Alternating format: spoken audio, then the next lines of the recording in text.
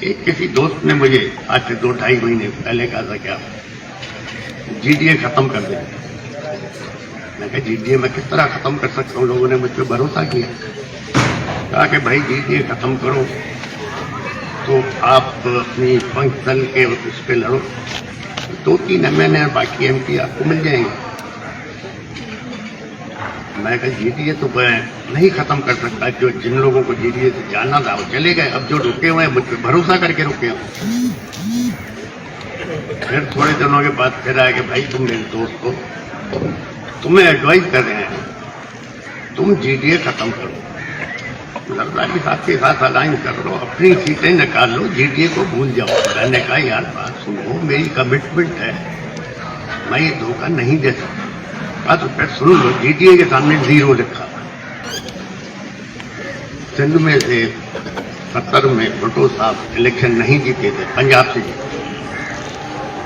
बेनजीर साहिबा के वक्त में भी ये सिंध का रिजल्ट नहीं था जो अभी है। अभी बदतरीन 15 साल की करप्शन के बाद जो रिजल्ट आया पूरा सिंध स्वीप किया। तो ये आरओ डीआरओ का काम नहीं था भाई। इस इलेक्शन को तो हम लोग जीडीए वाले कबूल करते ही रिजेक्ट करते हैं। और ये इलेक्शन को मैं कहता हूं एंटी स्टेट इलेक्शन। इसलिए एंटी स्टेट इलेक्शन कहता हूं, 70 में मरहूम भुट्टो साहब के पास 80 या 81 मेंबर थे, मुजीबुर रहमान के पास 160 या 106 मेंबर, 160 में। लेकिन हुकूमत 81 वाले को थी। उसका हाल देख लिया आपने। यहाँ नाम लेना मैं पसंद नहीं करूंगा क्योंकि हर इदारे में कुछ आपके खैर भी होते हैं, कुछ न्यूट्रल होते हैं, कुछ आपके अगेंस्ट होते हैं।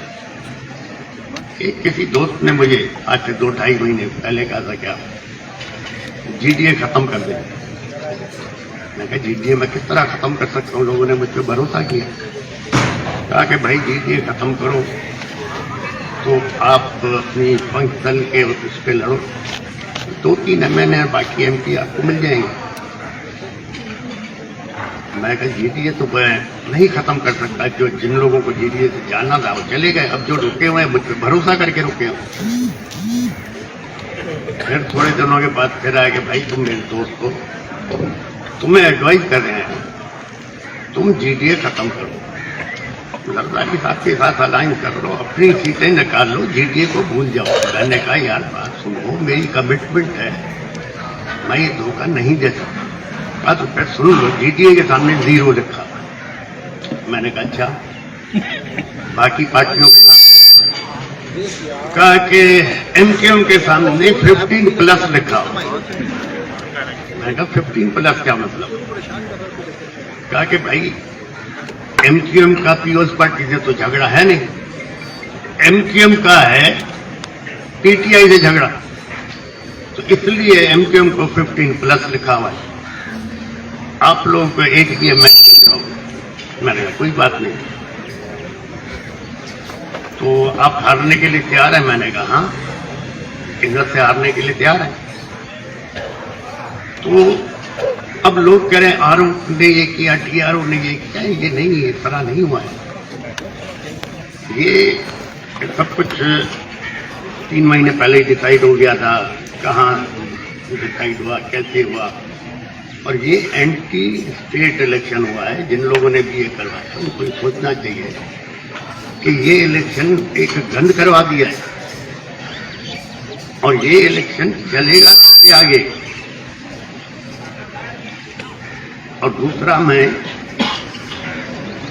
इमरान खान ना मेरा रिश्तेदार है ना उससे या मेरी दोस्ती है, लेकिन एक चीज मैं कहूँगा, ये जो नौजवानों ने हिम्मत की जो है इमरान खान का साथ थे, उनको मैं सलाम भी करना चाहता हूँ। और जो ये फैसला करने वाले उनको अंदाजा ही नहीं था इमरान खान के साथी इतने तादाद में इलेक्शन जीत जाएंगे। अब वो जीत तो गए, अब किस तरह बिकते हैं, किस तरह नहीं बिकते, वो अलग बात है। तो हम एंटी स्टेट लोग नहीं हैं। मेरा वालिद 1953-54 से GHQ के साथ रहा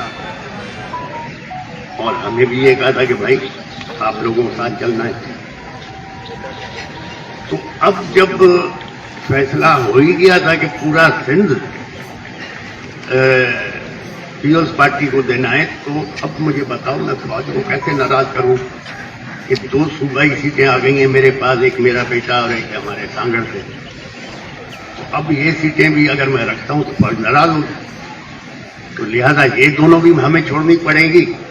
इस पे भी जरदारी साहब के लोग आ जाए, क्योंकि फौज को नाराज करके तो हम चल नहीं सकते। यहाँ नाम लेना मैं पसंद भी नहीं करूंगा, क्योंकि हर इदारे में कुछ आपके खैर खा भी होते हैं, कुछ न्यूट्रल होते हैं, कुछ आपके अगेंस्ट होते हैं। एक किसी दोस्त ने मुझे आज से 2-2.5 महीने पहले कहा था कि आप GDA खत्म कर दें। मैं कहा GDA मैं किस तरह खत्म कर सकता हूँ? लोगों ने मुझ पर भरोसा किया, कहा कि भाई GDA खत्म करो तो आप अपनी फंक्शन के उस पर लड़ो, 2-3 MNA बाकी MP आपको मिल जाएंगे। मैं कहा GDA तो मैं नहीं खत्म कर सकता। जो जिन लोगों को GDA से जाना था वो चले गए, अब जो रुके हुए हैं मुझ पर भरोसा करके रुके हुए। फिर थोड़े दिनों के बाद फिर आया कि भाई तुम मेरे दोस्त हो, तुम्हें एडवाइस कर रहे हैं, तुम GDA खत्म करो, जरदारी साहब के साथ अलाइन कर लो, अपनी सीटें निकाल लो, GDA को भूल जाओ। मैंने कहा यार बात सुनो, मेरी कमिटमेंट है, मैं ये धोखा नहीं दे सकता। तो फिर सुन लो, GDA के सामने 0 लिखा।